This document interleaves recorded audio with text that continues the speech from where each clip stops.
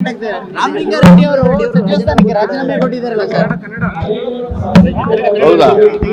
ಅದೇನೋ ಹೊಸ ಸುದ್ದಿ ಹೇಳಿದ್ರಪ್ಪ, ಹಳೆ ಸುದ್ದಿ ಹೇಳ್ತಾ ಇದ್ದೀರಾ? ಹೊಸ ಸುದ್ದಿ ಹೇಳ್ತೀರಾ ಅಂದ್ರೆ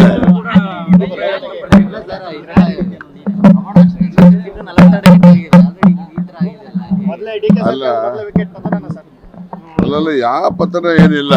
ಅವರು ಹೇಳಿದಾರಲ್ಲ, ನಾನು ಆತ್ಮಸಾಕ್ಷಿ ಅನುಗುಣವಾಗಿ ಕೆಲಸ ನಿರ್ವಹಿಸಲಿಕ್ಕೆ ಸಾಧ್ಯ ಆಗಲ್ಲ, ಅದಕ್ಕೆ ರಾಜೀನಾಮೆ ಕೊಟ್ಟಿದ್ದೀನಿ ಅಂತ ಒಂದು ಹೇಳಿದ್ದಾರೆ. ಮತ್ತೆ ಎರಡನೇದು ಹೇಳಿದ್ದಾರೆ, ನಾನು ಶಾಸಕನಾಗಿ ಕಾಂಗ್ರೆಸ್ ಪಕ್ಷದಲ್ಲಿ ನಿಷ್ಠಾವಂತನಾಗಿ ನಾನು ನನ್ನ ಜವಾಬ್ದಾರಿ ನಿರ್ವಹಿಸ್ತೀನಿ ಅಂತ ಅವ್ರ ಪತ್ರದಲ್ಲೇ ಹೇಳಿದ್ದಾರೆ.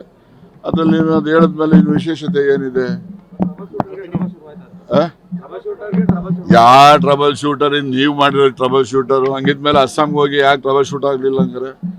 ಸುಮ್ನೆ ಏನೋ ಒಂದು ಯಾಕೆ ಆಗ್ತಾರೆ?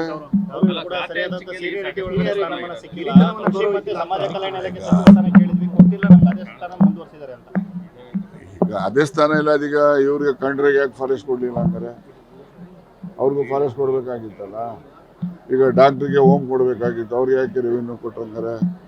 ಹಂಗೆ ನೋಡ್ರಿ, ಯಾವ ಆಸ್ತಿ ಯಾರೊಬ್ಬನು ಸೊತ್ತೇನಲ್ಲ, ಗೊತ್ತಾಯ್ತಾ?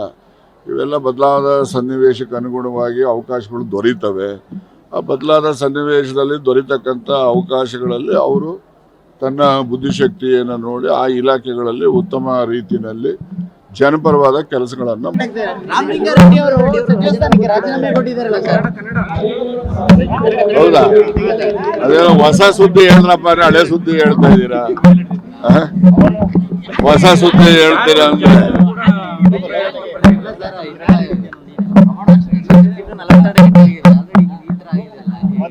ಅಲ್ಲ ಅಲ್ಲಲ್ಲ, ಯಾವ ಪತನ ಏನಿಲ್ಲ. ಅವರು ಹೇಳಿದಾರಲ್ಲ, ನಾನು ಆತ್ಮಸಾಕ್ಷಿ ಅನುಗುಣವಾಗಿ ಕೆಲಸ ನಿರ್ವಹಿಸಲಿಕ್ಕೆ ಸಾಧ್ಯ ಆಗಲ್ಲ, ಅದಕ್ಕೆ ರಾಜೀನಾಮೆ ಕೊಟ್ಟಿದ್ದೀನಿ ಅಂತ ಒಂದು ಹೇಳಿದ್ದಾರೆ.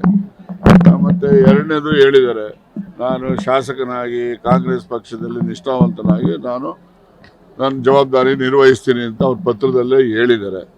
ಅದರಲ್ಲಿ ಅದು ಹೇಳಿದ್ಮೇಲೆ ಇನ್ನು ವಿಶೇಷತೆ ಏನಿದೆ?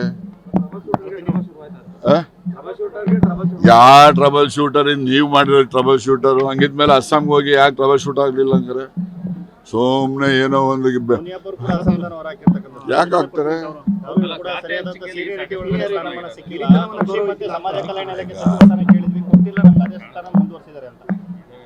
ಈಗ ಅದೇ ಸ್ಥಾನ ಇಲ್ಲ, ಅದೀಗ ಇವ್ರಿಗೆ ಕಂಡ್ರಿಗೆ ಯಾಕೆ ಫಾರೆಸ್ಟ್ ಕೊಡ್ಲಿಲ್ಲ ಹಂಗಾರೆ? ಅವ್ರಿಗೂ ಫಾರೆಸ್ಟ್ ಕೊಡ್ಬೇಕಾಗಿತ್ತಲ್ಲ. ಈಗ ಡಾಕ್ಟ್ರಿಗೆ ಹೋಮ್ ಕೊಡ್ಬೇಕಾಗಿತ್ತು, ಅವ್ರಿಗೆ ಯಾಕೆ ರೆವಿನ್ಯೂ ಕೊಟ್ಟಂಗಾರೆ? ಹಂಗೆ ನೋಡ್ರಿ, ಯಾವ ಆಸ್ತಿ ಯಾರೊಬ್ಬನು ಸೊತ್ತೇನಲ್ಲ, ಗೊತ್ತಾಯ್ತಾ? ಇವೆಲ್ಲ ಬದಲಾದ ಸನ್ನಿವೇಶಕ್ಕೆ ಅನುಗುಣವಾಗಿ ಅವಕಾಶಗಳು ದೊರೀತವೆ. ಆ ಬದಲಾದ ಸನ್ನಿವೇಶದಲ್ಲಿ ದೊರೀತಕ್ಕಂಥ ಅವಕಾಶಗಳಲ್ಲಿ ಅವರು ತನ್ನ ಬುದ್ಧಿಶಕ್ತಿಯನ್ನು ನೋಡಿ ಆ ಇಲಾಖೆಗಳಲ್ಲಿ ಉತ್ತಮ ರೀತಿಯಲ್ಲಿ ಜನಪರವಾದ ಕೆಲಸಗಳನ್ನು